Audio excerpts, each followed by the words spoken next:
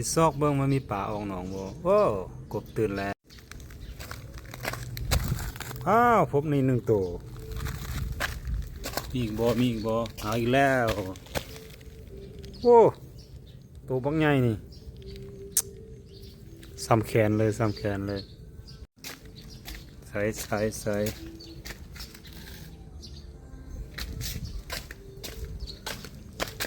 โอ้นี่อีกหนึ่งตัวฝนตกตอนเช้านี่เฮ้ยครับห่วยเฮ้ยห่วยเจ้าก็สิไปวะห่วยไปใส่โอ้วิธีจับต้องจับให้มันถือคางมันเนาะโอ้โห3 ตัวบักใหญ่เลย นี่คือผลการออกจากหนองเนาะกลายเป็นอาหารแซ่บๆมันก็เป็นเรื่องแปลกเนาะเขาเอาไข่ปลาดุกมาเพาะพันธุ์เองเนาะแล้วเอา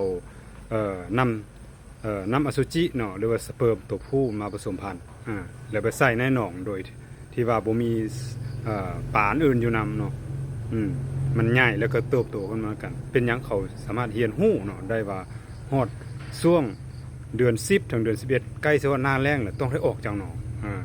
ถึงว่ามันสิไปตายอยู่บ่อนอื่นมันก็ยอมดิ้นรนออกจากหนอง